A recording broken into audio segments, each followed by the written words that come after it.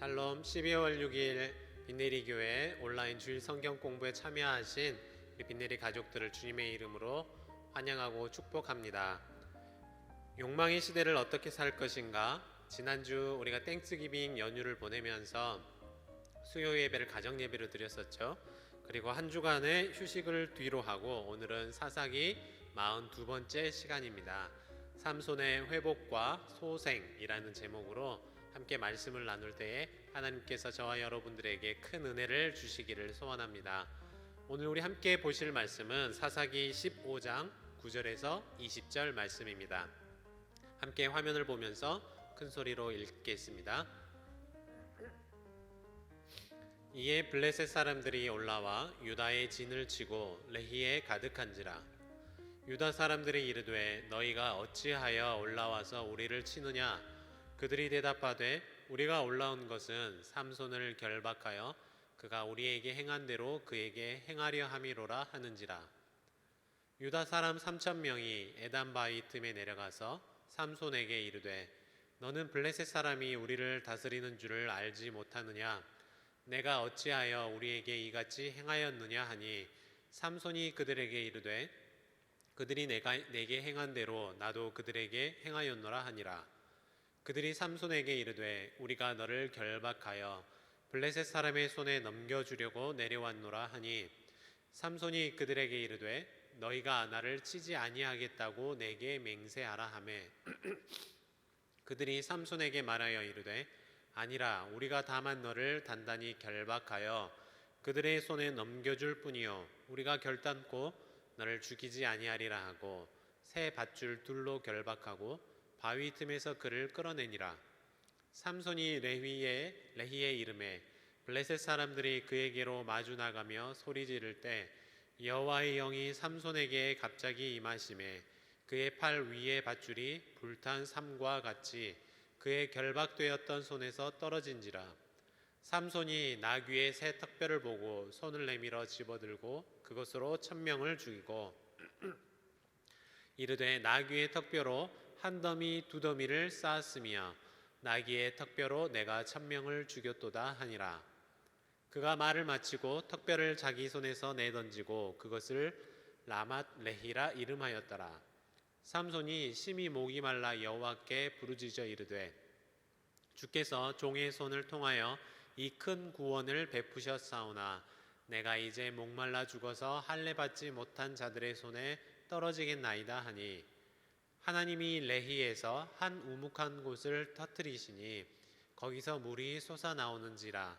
삼손이 그것을 마시고 정신이 회복되어 소생하니 그러므로 그 샘 이름을 에낙고레라 불렀으며 그 샘이 오늘까지 레히에 있더라. 블레셋 사람의 때에 삼손이 이스라엘의 사사로 20년 동안 지냈더라. 아멘. 함께 읽은 말씀을 중심으로 먼저 마음 열기 질문을 나누도록 하겠습니다. 우리 지난 땡스기빙 연휴 동안 있었던 일들을 서로 나누시고 또 감사의 제목을 함께 공유하는 시간을 가지시기를 바랍니다.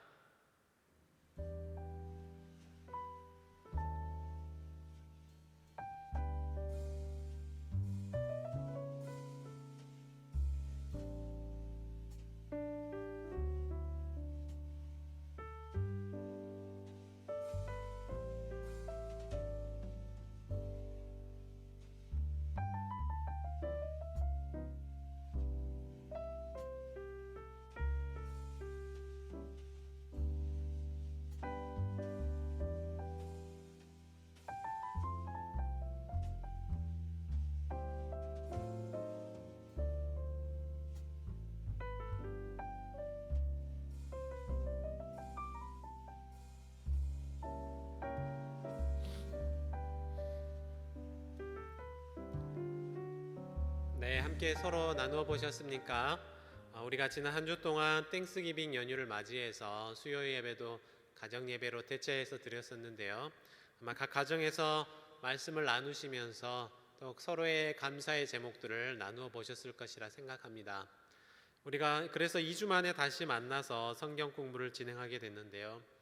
아마 많은 분들이 이번 연휴 기간에는 예년과는 다른 모습으로 연휴 기간을 보내지 않았을까 생각하게 됩니다. 그럼에도 여전히 우리를 지키시고 또 우리에게 감사의 제목을 주시는 하나님께 감사를 드립니다. 이와 동시에 우리가 한 주 쉬면서 앞선 사사기의 내용이 조금 희미해졌을 것 같기도 합니다. 담임 목사님도 이를 위해서 수요일에 앞선 이야기들을 간략하게 정리해 주셨는데요. 복수의 복수가 꼬리를 무는 삼손의 스토리가 계속되고 있었습니다. 수수께끼로 인해 삼손의 인생은 더 많이 꼬이고 말았죠. 결혼도 실패하게 되었고 블레셋과의 개인적인 갈등도 더욱더 악화 일로로 향해 가고 있었습니다. 그런 가운데도 하나님은 여전히 연약한 삼손을 통하여서 여우 300마리를 가지고 블레셋 사람들을 벌하게 하셨고 또 그들을 쳐서 크게 도륙하는 일을 했습니다. 그러나 삼손의 복수가 또 블레셋의 복수가 거기에서 끝난 것은 아니었습니다. 그렇다면 오늘 말씀 속에서는 또 어떤 사건들이 벌어지고 또 어떤 복수국이 우리 앞에 펼쳐질지 함께 살펴보도록 하겠습니다. 말씀 열기 질문 함께 보겠습니다. 블레셋 사람들에 의해 점령당한 유대지파 사람들이 삼손에게 한 말은 무엇입니까? 11절 말씀을 보시고 간단하게 답을 적어 보시기를 바랍니다.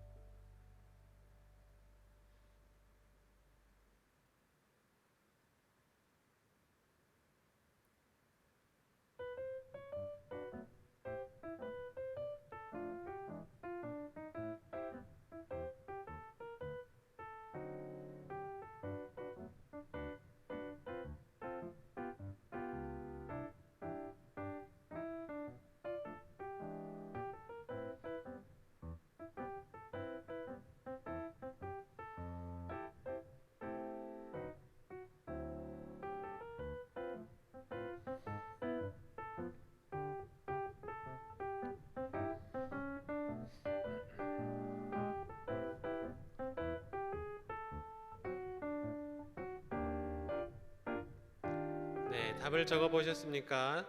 블레셋 사람들에게 점령당한 유다지파 사람들은 삼손에게 너는 블레셋 사람이 우리를 다스리는 줄 알지 못하느냐라는 이야기를 했습니다. 블레셋 사람들이 삼손에게 패한 것을 보복하기 위해서 또 새로운 복수를 진행하기 위해서 이번에는 유다 사람들의 땅으로 침범해 들어왔습니다. 삼손은 사실 이것이 위기였지만 기회로 바꿀 수도 있었습니다. 지금까지 삼손은 늘 어떻습니까? 혼자 싸워왔습니다. 물론 성령님이 임하시고 삼손이 힘이 세졌기 때문에 지금까지 이런 놀라운 결과들을 보여주긴 했지만 만일 지금의 싸움이 삼손 혼자 싸우는 싸움이 아니라 유다 지파, 베냐민 지파, 이스라엘의 모든 지파들이 함께 삼손의 지도력 하에서 힘을 모았다면 어떤 상황이 펼쳐졌을지 참 궁금하기도 합니다. 그러나 그것이 바로 하나님께서 나실인이자 사사였던 삼손에게 원하신 그림이었을 것이죠.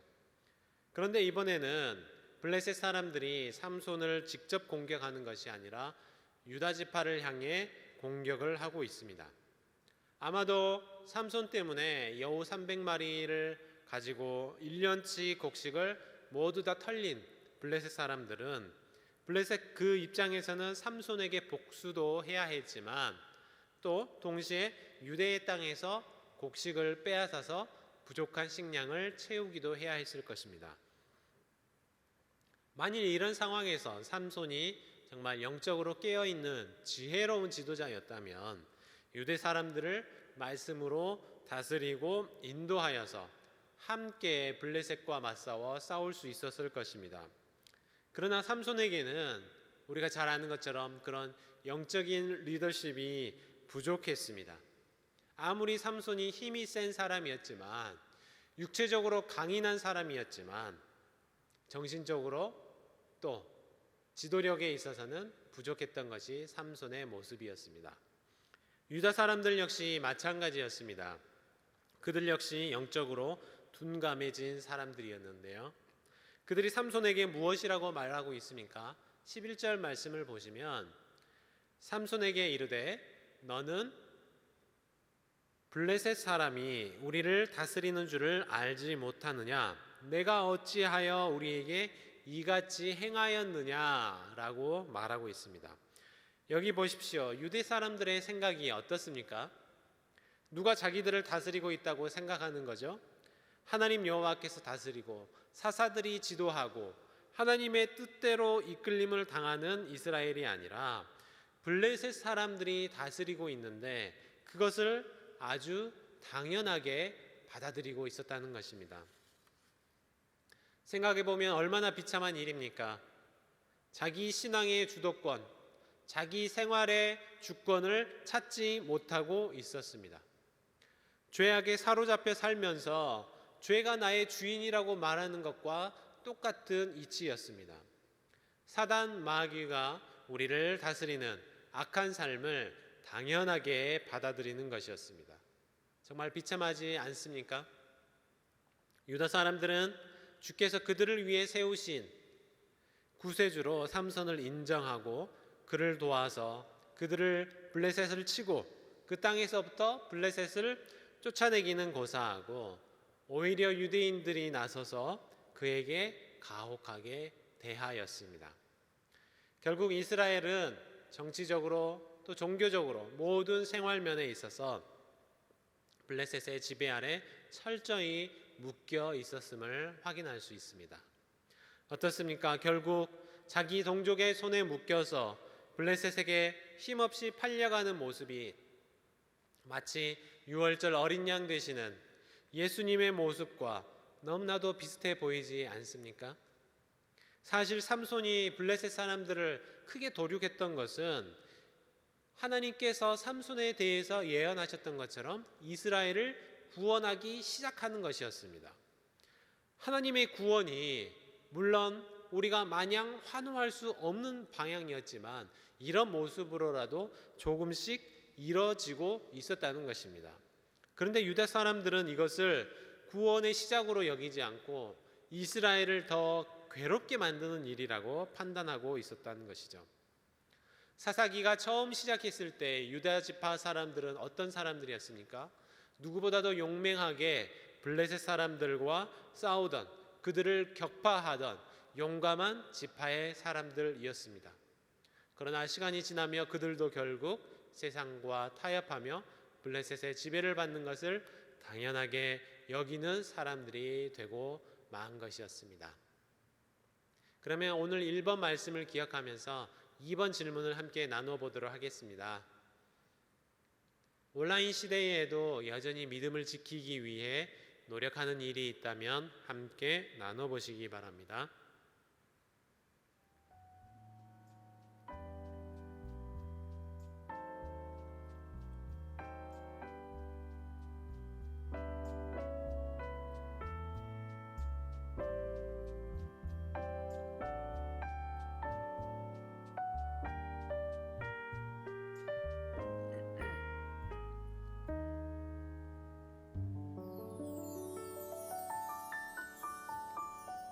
네, 함께 나누어 보셨습니까?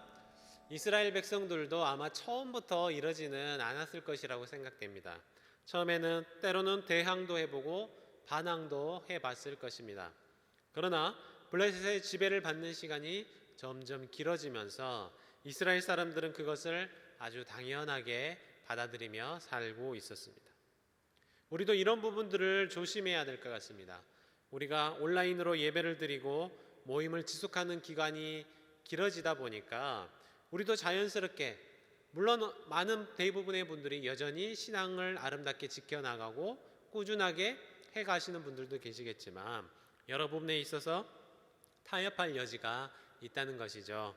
우리 스스로 우리 신앙의 자세를 한번 돌아보시고 나의 예배를 돌아보시고 스스로를 점검하여서 어떤 상황에서도 하나님을 신실하게 예배하는 또 세상에 물들지 않는 저와 여러분 되시기를 주님의 이름으로 축복합니다.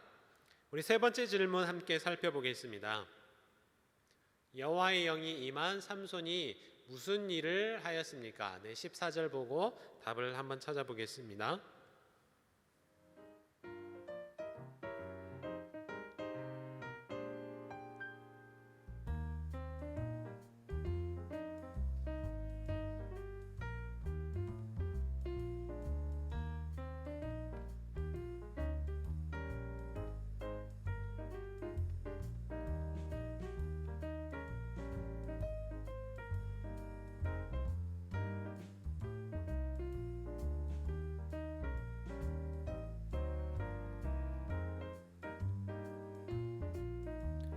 네, 답을 찾아보셨습니까?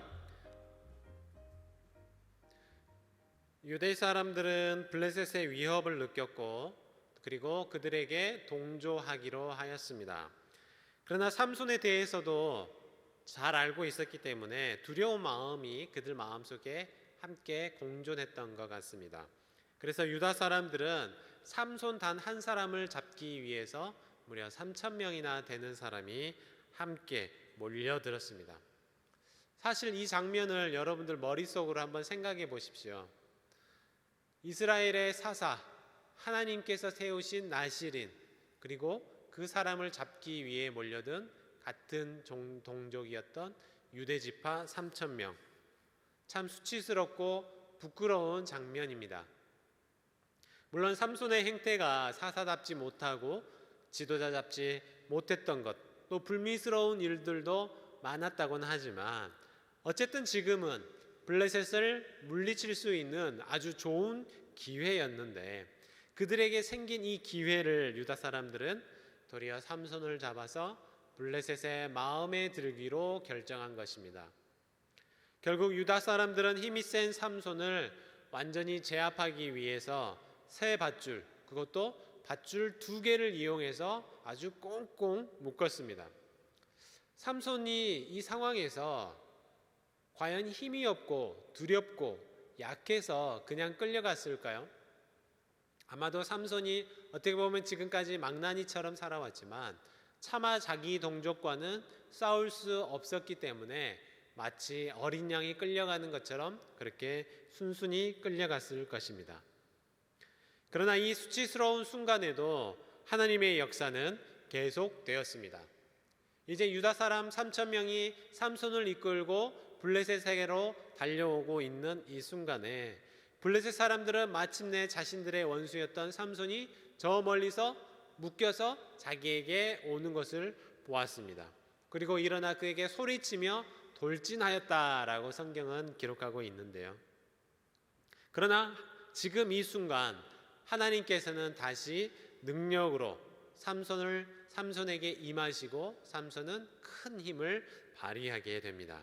자신을 묶고 있던 이 강력한 밧줄까지도 끊어버리는데 마치 불에다 타버린 것처럼 그냥 그 밧줄이 끊어지고 말았다고 성경은 기록합니다. 하나님의 역사가 일어난 것이죠. 어떻습니까? 자기 백성은 자기의 지도자가 되어야 할 삼손을 배척했지만 하나님은 그 삼손에게 능력을 주시고 그 결박을 끊고 승리케 하여 주셨습니다. 네 번째 질문을 함께 보겠습니다. 나귀 턱뼈로 블레셋 사람 1,000명을 죽인 삼손은 무엇이라고 말했습니까? 16절 보시고 한번 정리해 보시기 바랍니다.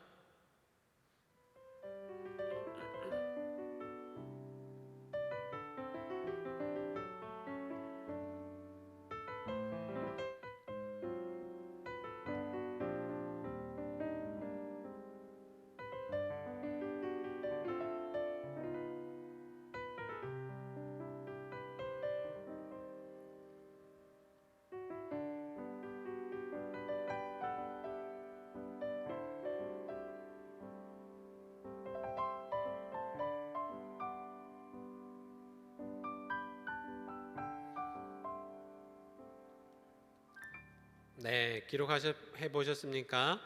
삼손은 나귀의 턱뼈로 내가 1,000명을 죽였도다 라고 노래하듯이 말하고 있었습니다.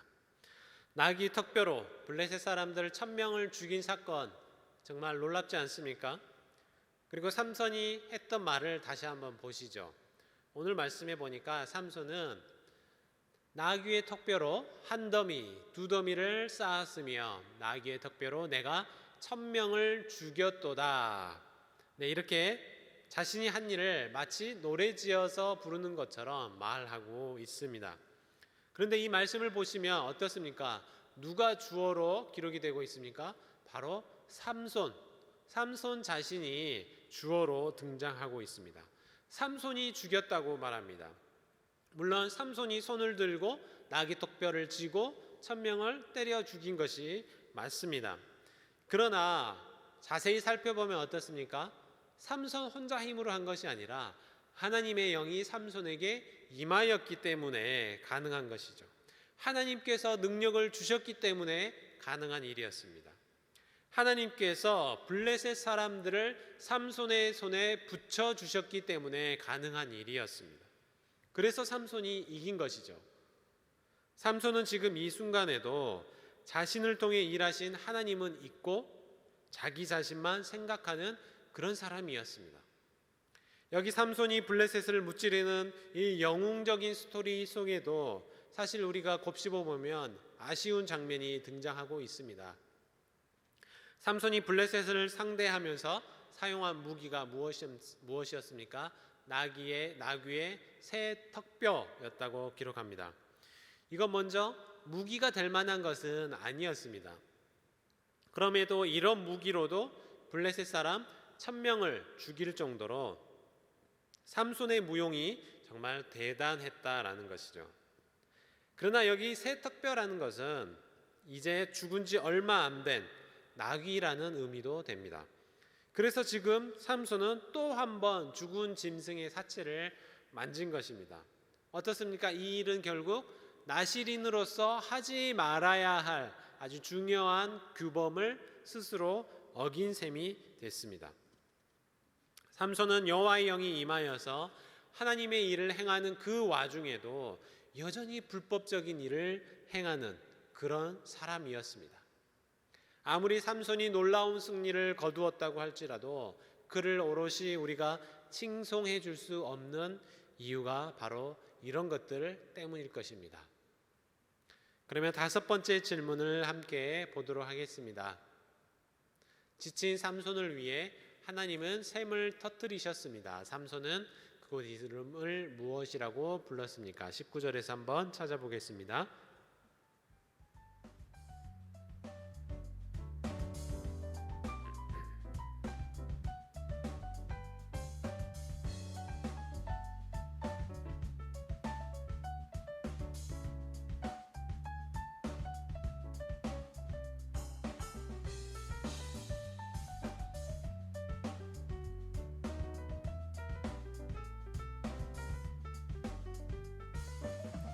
네, 답을 적어 보셨습니까? 네, 엔하꼬레라는 이름을 그곳에 붙였습니다. 삼손은 하나님이 하신 일을 기억하지 못했습니다. 내가 이 일을 다 했다라고 자기 스스로를 높이며 자만했던 사람이 삼손이었습니다. 모든 공로를 자기 자신에게 돌리는 그런 사람이었죠. 그러나 이제 싸움을 다 마치고 나니까 어떻습니까? 인간적으로 힘도 들고 지치고 또 목이 마르고 갈증이 찾아왔습니다. 이제서야 삼손이 하나님을 생각하는 것입니다. 여러분, 이 말씀들을 보면 어떻습니까? 삼손은 어떤 사람입니까? 삼손은 자신의 연약함을 알고 하나님을 찾게 된 때가 언제였습니까? 바로 갈증을 느끼고 나서야 하나님을 찾게 된 것입니다. 이스라엘의 영적인 지도자가 되어야 할 사람의 이 영적인 상태가 이 모양이었습니다.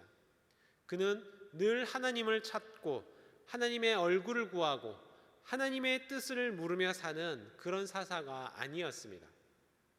그저 육신의 갈급함에 따라 움직이는 그런 사람이었습니다. 예쁜 블레셋 여자를 보고 성욕에 의해서 사랑했고 블레셋으로 들어갔습니다. 또 복수욕에 타올라서 그는 블레셋에게 복수를 단행합니다. 이제는 자기 육신의 갈증을 느끼게 돼서야 하나님을 찾고 있었습니다. 우리는 언제 하나님을 찾는 사람들입니까? 우리 삶 속에서 하나님을 내 삶의 주인 자리에 내 인생을 핸들링하는 운전석에 하나님을 앉혀드린 적이 언제였습니까? 삼손은 앞서서 나귀 턱뼈로 1000명을 죽이고 나서 자신이 한 일이라고 떠벌렸습니다. 그런 능력 있는 사람처럼 보였습니다. 그러나 어떻습니까? 그는 물 한 모금조차 스스로 해결할 수 없는 그런 나약한 인간일 뿐임을 우리는 엔하꼬레를 통해 배우게 됩니다. 우리는 내가 얼마나 강한 사람이라고 할지라도 또 능력 있고 부유한 사람이라고 할지라도 하나님의 도우심이 없이는 단 하루도 살 수 없는 나약한 인간임을 깨닫게 되기를 바랍니다. 그러면 마지막 6번째 질문을 함께 나누도록 하겠습니다.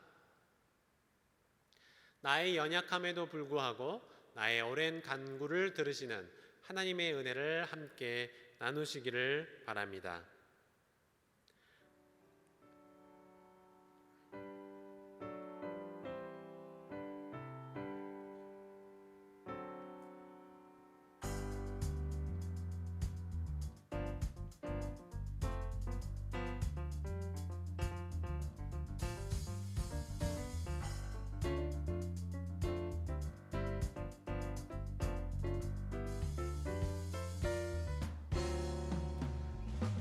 네, 함께 나누어 보셨습니까? 하나님은 바로 그런 분이십니다.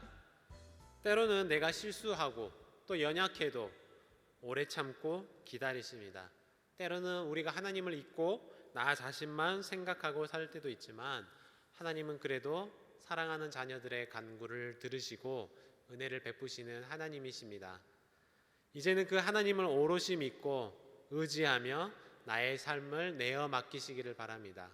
삼손처럼 늦게라도 갈증을 느끼고서라도 하나님을 찾을 수 있는 저와 여러분 되시기를 바랍니다.